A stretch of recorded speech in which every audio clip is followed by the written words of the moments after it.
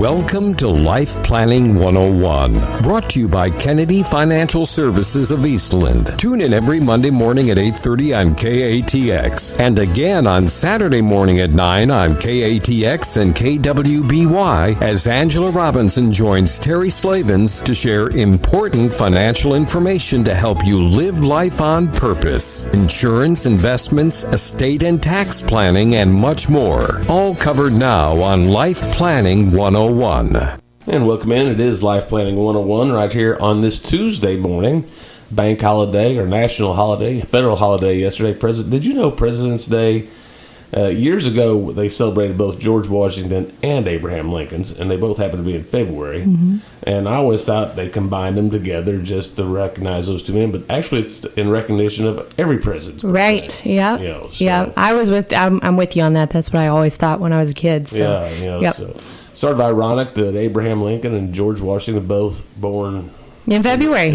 Right. I mean, two of our most illustrious presidents ever. Absolutely. Speaking of George Washington's and Abraham Lincoln's, we're here to talk about debt. Debt, yes. You asked if it was a better subject since we're on Tuesday. I thought since everybody's kind of been broken in on Monday, we'd talk about a worse subject today, and that is debt. I have some statistics here, and the reason I got this is usually when people hear that word, they cringe. In your case, Terry, you almost fell out of the back of your chair when I told you what we're going to talk about. Because it's not something we do like to talk about. It's almost become a taboo subject in our country. Yes. And it doesn't need to be. It needs to be exposed. And one of those things you can't ignore. You can't ignore it. And the truth is, though, is there is bad, there is ugly, but there's also good. Right. And that's what we're going to talk about today is really understanding the differences, understanding how to kind of get it under control, and, if using it to your advantage when you can. So there's multiple things here, but the reason I think this is so important is I actually pulled up the Federal Reserve site, and I've got it here in front of me. And this was as of Q3 2016, okay? But in our nation, there is $747 billion of credit card debt. Yes. Wow. Isn't that crazy? And the households that are actually carrying that debt on average have $16,000 per household. Great days. Think about that. That's huge. And a lot of the interest rates are astronomical. Yeah, interest rates are astronomical. So it's no wonder when people find themselves in credit card debt, they start cringing and have what I call debtophobia. Okay. I actually sat down with a couple last summer, and it was probably the most interesting thing I've ever had happen while I was planning. I've never had someone just look at me, verbatimly say absolutely not. And it was to not having any debt of any kind. And the reason why is that right there. They had gotten themselves in such a bad place before, and that they didn't trust themselves with debt. Right. And that's the truth of it, is it's kind of like, if you take a pile of bricks, tie it on the bottom of your foot, and sink you to the bottom of an ocean, right? And then you're trying to get up with a double-digit interest rate, making minimum payments. It's hardly ever going to happen. And no wonder Dave Ramsey has had such success in our country, because he's the debt guy, right? He helps people get out of debt. Well, the truth behind it is all he does is tell you pay the highest interest rate thing first as much as you can per month, and don't go in more debt. And, the government's been proactive on this, because now they require credit card statements to include if you only make the minimum payment. That's right. This is how long it's going to take to pay this right. off. If you just add $10 or $15 or $20 or $25 that minimum payment, it cuts the years and the amount of interest. Yeah. Unbelievable. It's amazing. It's amazing. Some when we were doing our home remodel, I had some pretty sizable credit card bills, and I pay mine off monthly, but it had that on there, and I was looking at it, I was like, holy smokes. It literally was like a mortgage. That $25,000 remodel turns into $75,000. Or more. Yes. Yeah. It was huge. So, it was just amazing to be able to see that. But I think that's why we need to talk about it. We have this increasing fear of debt because people are living outside their means. They're compounding their debts, and consequently and unnecessarily, that's the key word here, unnecessarily, they increase their fear of debt. You don't need to be fearful of debt Okay, you need to be fearful of bad debt. there is a big difference there.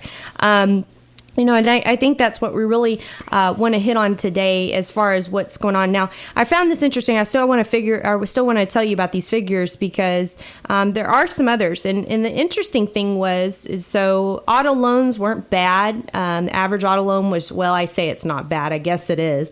$28,535. The average student loan, $49,000. Wow. For those that have it. $1.28 trillion in student loans.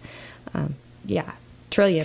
You heard that. With the T. Trillion with a T. Auto loans, I don't always necessarily think that's such a bad thing because there's so much 0%, 1% out there. So I wonder how much of that misconstrues that number. And then mortgages actually looked really good. This was the interesting thing. So there's $8.35 trillion in mortgages, which sounds like a huge amount. Sounds like it is a massive amount, okay?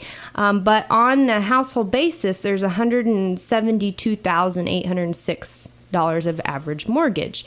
For most people, that's stomachable when you think about the cost of paying rent is about the size of that mortgage there if on a 30-year term. So, really, we may have got some things under control. I'd be interested to go back in 2008 and see what this looked like then versus now. But that kind of looks like that might be in a better situation than where we were in the past. But we've got a lot to go over today. We're going to talk about this bad debt in particular. We're going to talk about the ugly side of that debt. We're going to talk about good debt and how to use debt to your advantage, because that's something that often we don't talk about. And really, sometimes you may be taking more risk by not taking debt. We'll have more when we come back with Life Planning 101 right here on KATX KWBY.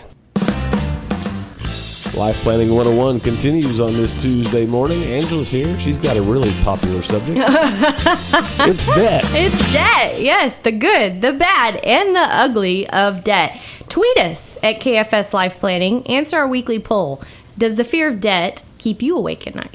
Yes or no? We want to know. Our listeners, how important is this to you? So bad debt is dangerous, and we kind of gave over some statistics. The average household has around $16,000 in debt, according to the Federal Reserve.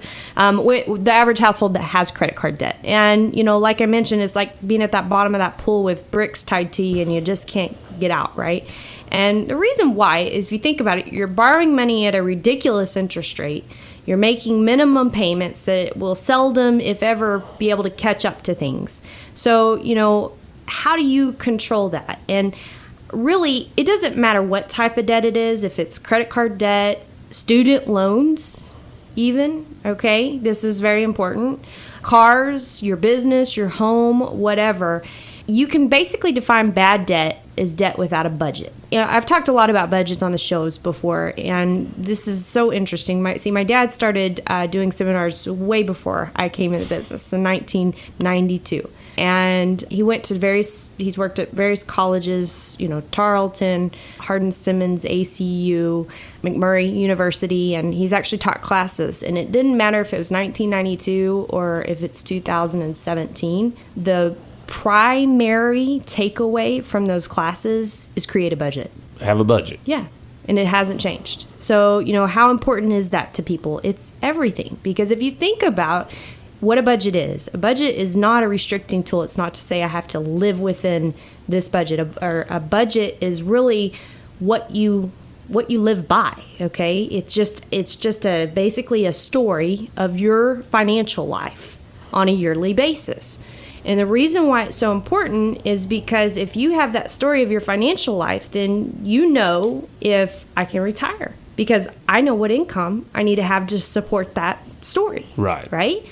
If you can buy a new car, because if you have enough cash flow between your income level and that story to be able to support that car payment. Right? Right. Okay. If you have enough cash flow to be able to support the student loan, right? to go to school, right? Right. Okay. And if you don't, maybe you need to be thinking about how you can support it. I always use a story, and she was just superwoman in my mind, but there was a young lady that my middle brother dated for a while, and she was obtaining her doctorate when I got to know her, and she had zero student debt. Wow. 0 student debt. Isn't that cool? And her parents didn't help her. She did it herself. She did it herself. She worked enough to pay off her student loans and live within her means. Think about that. That's not American. It doesn't. It doesn't happen. It doesn't happen, right? Because we all are keeping up with the Joneses in our country. Right. That's the difference. But you've got to make a decision. We always talk about this on the show. If you're sitting here and it's 10 years from today, 2026, and you're looking back over those last 10 years, what did you not want to regret? If you're going out and you're buying that $50,000 vehicle, in 10 years, are you still going to be excited about that same $50,000 vehicle? Do you think you might have regretted buying that $50,000 vehicle? Buyer's remorse. Buyer's remorse. That's exactly right. And you usually don't have to wait 10 years. That's it. That's exactly right. So, knowing your budget is a huge integral part of being able to manage your debt. And you mentioned something in the break, Terry. So many people, they'll have this $16,000 of credit card debt, and they do what? They refinance it. Yeah, they consolidate it. They get it refinanced, but then guess what they do? Charge those cards back up again. They do it right over now again. Now they have $32,000. That's exactly right. And then they wonder when they get to retirement, why can't I retire? Why can't I have the same lifestyle, right? It's all about making decisions. What's most important to you? There's a way to have your cake and eat it too, but may not be on the level that you're currently doing it at, right? And it just allows you, that budget just allows you to be able to see exactly where things are going. And I'm a huge proponent of that. And the thing is that so many families, and just think about it. Think about the last time you went and bought a house. Did you pull out your budget, look at your budget to determine if you could afford that home? You should have. You should have. That's the missing step. Why do you think we ended up in a subprime lending environment in 2008 where everything blew up? Right. It blew up because people didn't know what they could afford. And banks didn't tell them. Hold them accountable That's for exactly right. That's exactly right. So I'd like to try a bank and just submit the lowest amount of income possible and see what they do. They say it's on a certain level and your debt shouldn't exceed X percent of your total income level. But in reality, for most people, that's too high. So you have to really budget and put a pen and piece of paper to know if you're living within your means or outside of your means. Are you compounding your debts? Making you what we call have that debtophobia, where you're going to be fearful of debt down the road. Because truly, it puts you in a bad place to be able to make decisions. Just like that couple I met with last summer, when I was sitting across from them at the table, and their refusal to have any type of good debt was actually costing them money. Because that's the problem. They weren't taking advantage of the... They wouldn't take advantage of it because they were fearful. Right. They were fearful. And is that where you're at with your lifestyle, right? So, and the thing is there is another thing called good debt. And that's what we're going to talk about too, because it is just as important as talking about clearing up this bad debt and figuring out how to get rid of it. The good debt actually helps you grow. It helps you have a better life in the future. It helps you with your retirement. It can help you with all sorts of things. It can help you minimize your risk. And that's what we're going to talk about when we come back. Life Planning 101 continues right here on KATX KWBY. Final segment of Life Planning 101 right here on KTX KWI. We're talking debt today, Angela. Yes, debt, the word that makes you cringe. That 4-letter word. Yes, but in this situation, so we talked a lot about bad debt. Let's quit talking about Let's talk good. Let's talk good. End good on debt. a positive. What is good debt? Well, in our definition of good debt, it's a liability that is temporary, necessary, or prosperous. I want you to think about a few things that you may be familiar with. Let's say you're a farmer and you need to have fertilizer on your coastal for this year, and you take out a line of credit with Ag Texas. I should get paid by Ag Texas for saying that. You take out a line of credit with Ag Texas to be able to go buy that fertilizer for $20,000. And you go and you buy that fertilizer, you have your crop, and then upon the sale of your hay, you actually pay off your loan and you make money. Okay? That's the way it's supposed to work. Would that be good debt? Yeah. Absolutely, it'd be good debt. So, because you couldn't do it without the debt. Right? So it's necessary. It's actually a few of these. It's temporary. It's all of these. Temporary, it's necessary, and it's prosperous. Right? Okay. Now, could it go the other way?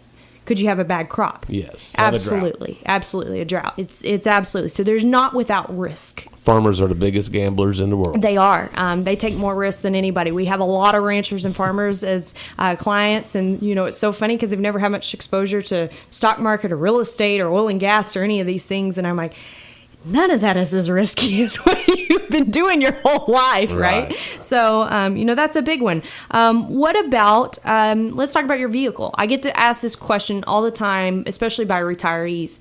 They'll have money in an investment account earning 5, 6, 7, 8, 10%, whatever it is, and they'll go try to buy a new vehicle, and they say, well, I could get a loan on it and it's 0%. Should I take the cash out of my investment account, or should I can make these payments out of my budget? Which would be better? Take advantage of the 0%. That's right. Let your money keep working for you. Let your money keep working for you. So is that bad debt or is that good debt? Good debt. Good debt, because it actually leverages your position, right?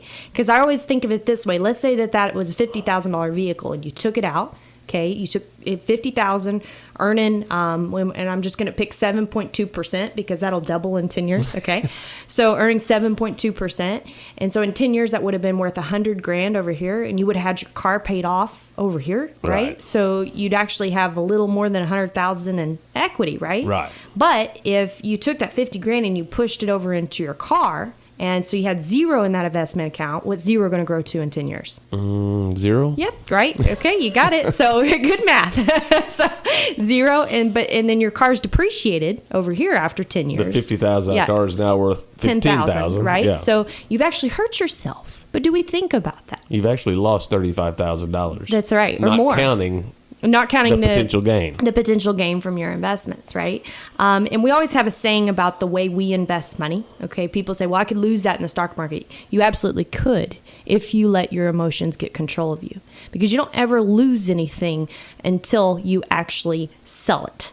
Now, you can have volatility in the way we T-ball, right? That's our whole game. When we play the stock market, we T-ball. We do not gamble, okay? So if we're playing T-ball and we just try to get around the basis, we may have a lot of volatility, a lot of ups and downs, but as long as you stay in that T-ball game and you don't sell those shares, you're not losing anything. Right? So it's very important to understand those differences. And a lot of people say, well, I take more risk by doing that. No, you take more risk by taking that out and just counting on your vehicle to hold its value. Which is not going to happen. Which it's not going to happen. So let's look at a homeowner. Okay, because the same question gets asked with homeowners all the time. Should I take out my money and pay off my house? Well, if your interest rate is 3.5% or 4%, which most people's are right now, and you're able to earn 5, 6, 7, 8% on your money, plus you're able to write off the interest, so your interest rate really is like 3% or 2%, it's the same situation we just talked about with the car. At the end of the day, if you're looking in 10 years, if you leave your money invested, you've got 2 piles of equity, right? Your home and your investment. Right. But if you take away that investment, what 0 go to? 0. 0. And then you just have your home. And unfortunately, people do this all the time to lower their risk. And I say unfortunately because we all know the risk of leverage. But if it's set up appropriately and you have that budget in place, see where it's all connecting the dots, right? Okay. Then it's pretty safe on the leverage end, right? But think about your house. Do you know that your house is going to be worth more in 10 years than you do today? You don't know that. Don't know. Right? So if you put all your eggs in one basket, what have you just done? You've increased your risk. Absolutely, yeah. You've increased your risk tenfold. Because you don't know what the economy is going to do. That's exactly right. I mean, that's right. Homes usually appreciate. Usually. Hey, talk to people in Phoenix.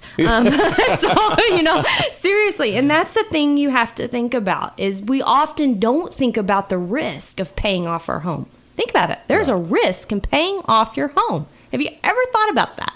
Everybody thinks, man, I can't wait till I get my house paid for. That's right. Why? Rates are 3.5%. That's exciting. I get excited about that. Okay, and people do this all the time in investment real estate. It's called a leveraged purchase. Okay, and I actually have some scenarios. You can actually log on katxradio.com, kwbyradio.com, or visit us at kennedy-financial.com. There's an article. It's called Debt, the Good, the Bad, and the Ugly. And it depicts this leveraged purchase idea. And it's basically saying, with cash only, I could buy $100,000 of value. like a down payment. Right. Or with leverage, meaning I go get a loan from the bank, I could buy a $200,000 value of a piece of real estate. Now, all things considered equal between these two scenarios, meaning they receive the same rents, they receive the same growth, you have an interest rate after tax savings of 3.25% on that. At the ending picture, your leveraged purchase is 79% higher of a return. Wow! Yes. That is huge. That is huge. And the same thing can happen with your home. So don't overlook that. That's really important. So I know I'm running out of time. I've got 2 quotes for people because when it comes to debt, don't you notice that we have 2 types of people? We have people that think that they worry because they should know everything about their finances and they feel embarrassed to do that. The quote for them is by Socrates. I know that I do not know.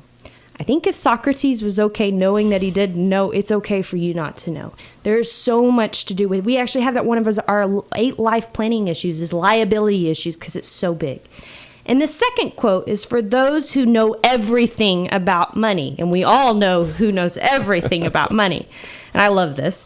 Knowledge is knowing that tomatoes are a fruit. Wisdom is not putting them in your fruit salad. Okay? So, you don't have to personally make a fruit salad to realize that it's not a good idea to put tomatoes in it. Right. We've had a lot of experiences with the lives of the people that we've worked with. And that's how we are who we are today. That's how we do what we do today. And that's very important. So get help when it comes to your debt. It's really important. It can aid and embed you or it can hurt you in the same way. And just knowing what your options are better than just going in blindsiding and taking the guessing game through life. For joining us My name for is Angela Life Robinson with Planning Kennedy 101, Financial brought to you Services by here in Kennedy Eastland, Financial Texas. Services Hope of everyone has a Eastland. great Tune in week every and Monday God morning at bless. 8:30 on KATX and again on Saturday morning at 9 o'clock on KATX and KWBY for more Life Planning 101. Advisory services offered through Smart Money Group LLC, a registered investment advisor. Securities offered through Calton & Associates Incorporated, member FINRA SIPC. Kennedy Financial Services Incorporated is an independent of Calton & Associates Incorporated and Smart Money Group LLC.